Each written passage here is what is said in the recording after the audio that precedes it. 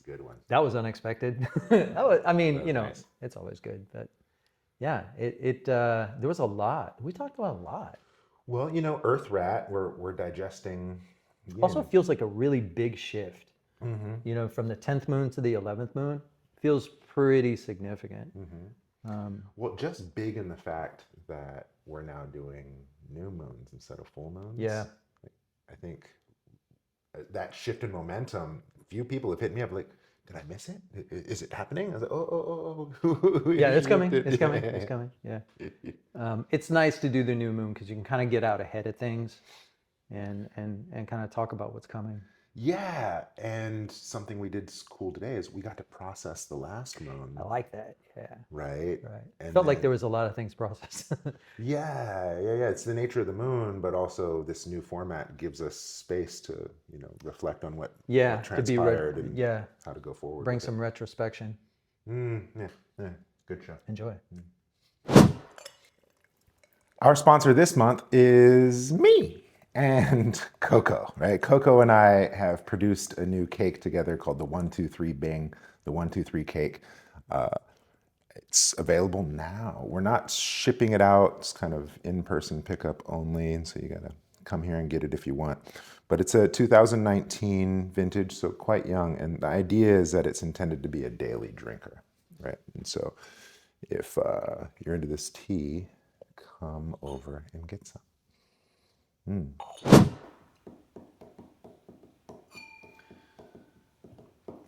What's that track? It's like Phil Collins. I can feel it coming. No. How'd you know exactly what I was talking about? Yeah, because that's that drum part, right? Yeah. I've seen some interesting.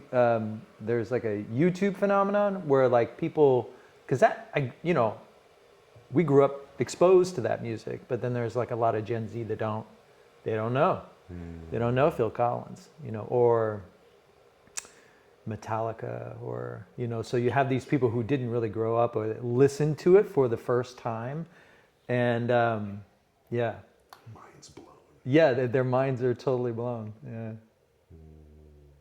and there's something really like gratifying of watching that. You're like, yeah, dude, it's amazing.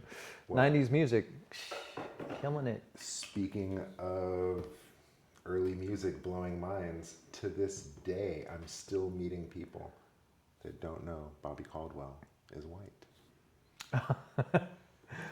I might be blowing your mind right now too. What you won't do, you do for love. Yeah. You've tried everything.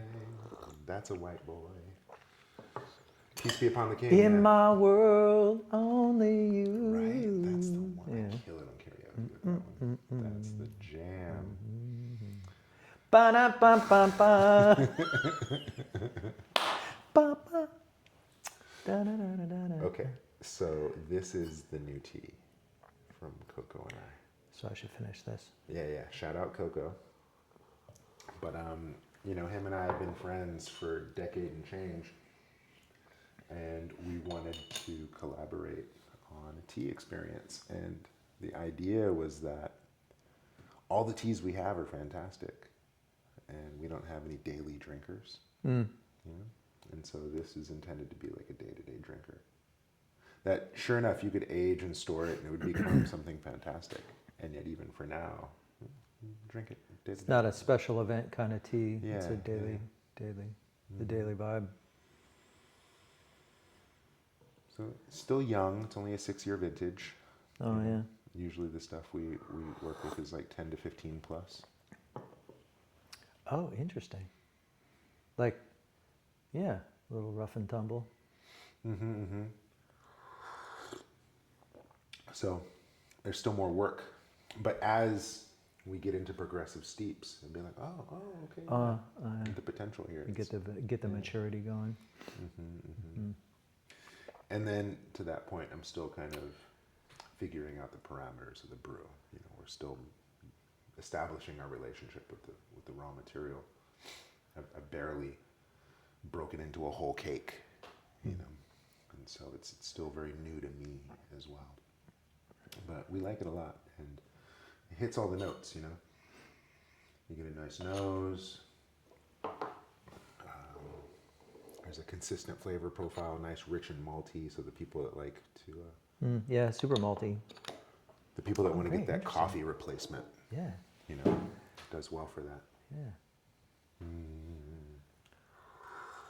Don't put milk in it. All right, Earth Rat. Took us a while to get started. Yeah, the rat.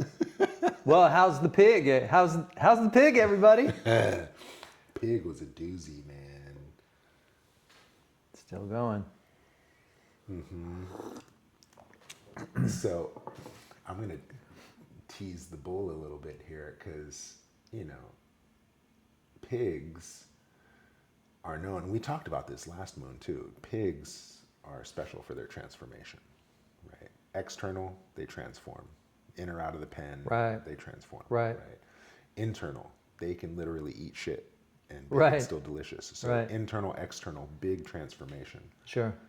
And then snake and pig don't really get along anyway. Right. But then these snakes transform too with this shedding of skin. Yeah. Okay. Yeah. And then so there's big conversation of transformation, right? Last moon, right? There's ripe with potential last moon, right? And so, yeah, that's what Pig Moon was like for me. It's like I really saw what's possible. Not necessarily that I want to go out and get it just yet, but like my eyes are now awakened to. Yeah. I mean, it's a very interesting. That shedding of skin bit. I've been seeing a bit more and people talking about it. And what I like about what people say is that they're like, it's not time yet, but it's coming. You know, like. And they're like, you know, you need to shed skin now to get ready for this great uprising of some kind, you know, individually or collectively, Fire etc. horse, yeah, makes sense. And there's some merit to that, but sometimes I find that this shedding of skin business is a little too empowering. You know, like you need to get rid of the things that no longer serve you. You know, as if that's the real growth point, you know, the things that serve you or don't serve you. So it's like very individualistically minded a bit, and it is trying to like encourage people to seek empowerment in shedding their skin, which is not what the experience of shedding skin is. Just is pain, you know, is just this painful letting go process, which I think was actually pretty well activated in the Fire Pig Moon, because Fire Pig Chi is acting so contrary to its actual nature because of the fire water. Pigs are natively water. This has been a Fire Pig Moon, and so there is like a very strong level of aggression, and that aggression in the first moon of winter. In a snake year can be pretty disastrous, right? You know, so but what I was writing about today was this notion of shunyata, which is a Buddhist concept meaning emptiness or like the void. And often in my experience of the pig moon, of the 10th moon of the year, as we sort of gravitate toward the 11th moon, in this case, the 11th moon and the winter solstice being very close together. So there is this experience of yin building. And that building nature does kind of brings this level of openness to our experience. And that things falling away that we can no longer sustain. So I think of the 10th moon sometimes as this gargantuan black hole, you know, like yin is just coming to ruthlessly strip away, you know, potentially, you know, the things that you can no longer sustain. And this brings in this kind of shunyata business of like... Shunyata. Yeah, being that all form is ultimately without value, or that the value is impermanent. Right, so all value is sort of impermanent, and so you get it kind of stripped away. But on the back end of that, I think is something that Ming talked about, the yin being more grandmotherly, and carrying the sense of like unconditional love. In other words, you're not the sum total of all the things you care about. So for some people, this is very relaxing.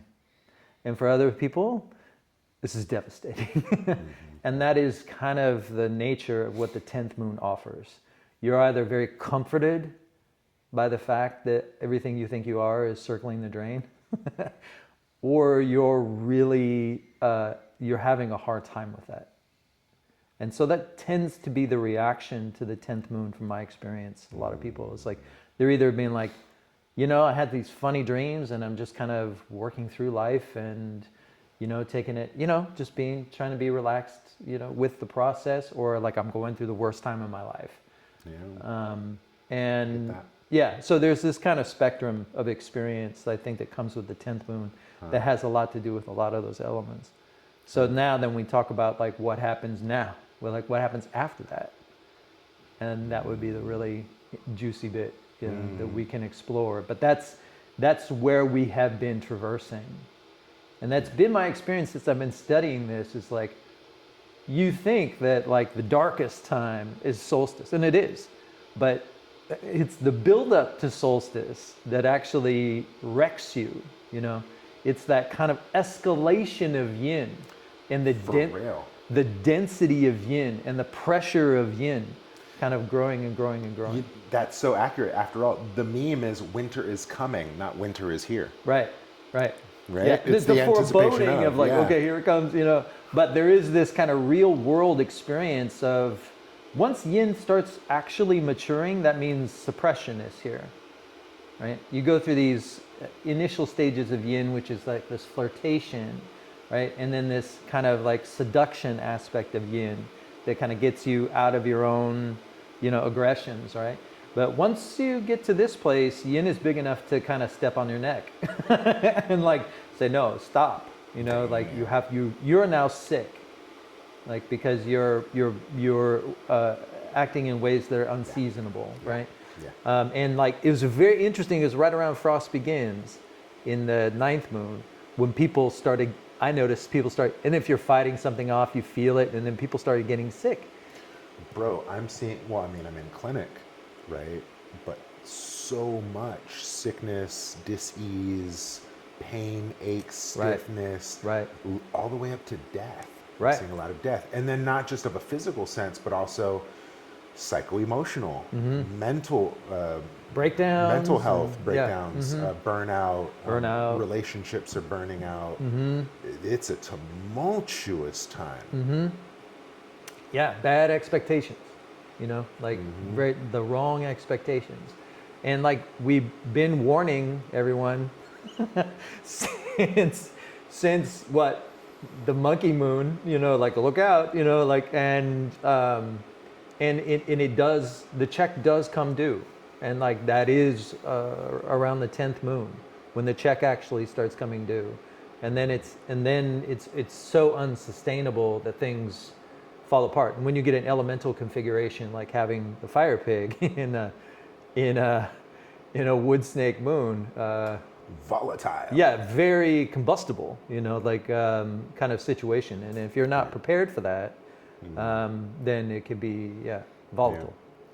So then, after such a big tumultuous time of a pig moon, now it's almost like Earth Rat. One, settle into your routines, and two, kind of look at the big picture in little chunks, right, or little nibbles. Yeah. So it's a rat moon. The 11th moon is a rat moon, and it's technically the second moon of winter. It depends on how you talk about it. You could talk about it like The third. Or yeah, second. third or the second. You know, is the ox moon is technically the last moon of winter. So if you go in threes, anyway, it's too complicated. It's the second moon of winter, and it is adjustments. Yeah. You know, the adjustments that you need to make. But what it builds on, in general, the 11th moon, what it builds on from the 10th moon is this exploration of value, meaning that we are, being immersed in this kind of openness, which I described as a kind of abyss, or shunyata, This openness means no point of reference. What's often described, I often describe it as a journey to the bottom of the pool. But you get to a point where you're like, there's no bottom to this pool. You're just still drifting down, right? But then there comes a point where it shifts, and you do get a sense of perspective, right? You get a sense of perspective. Whereas, like, okay, I don't know if I call it a bottom, but there seems to be an up and a down, and now I get to kind of drift back up. And this is the winter solstice is one of the 4 major turning points in the calendar. It's incredibly significant. And because it does, as a lot of people like to talk about, hearken the return of the light, right? This notion, and in fact, the tidal hexagram for the 11th moon is always 24, or return, which is all empty lines, and then the bottom one is the solid line. So that denotes this kind of experience of like, here it comes. It's about to come back. But this isn't not yang that's taking charge. No, it's still embryonic. And the way I describe yang around the time of the solstice, you know how when it's so dark that it starts shimmering? Have you ever had that experience? It's like sort of almost the light you're generating in your own eyes is like you're seeing it in the environment when it's so pitch black that the dark kind of shimmers. That's yang right now. And it's the light that you're shining right into the environment, right? And that is, your own no, it's just nature. It's there he goes being romantic. It's so romantic. No, it's just nature. But there is this kind of vitality that you've been hoarding, and that's okay to hoard it and like to really preserve it. And it's locked away, and it's supposed to stay locked away. But again, comes a point where like that vitality is kind of shining outward from you into the darkness itself. Wow, vitality shining outward from the darkness. But you got to preserve it, right? You got to really take care of it. You got to store it. You got to preserve it because it's a tender ember. That's right. This is the most vulnerable time of year.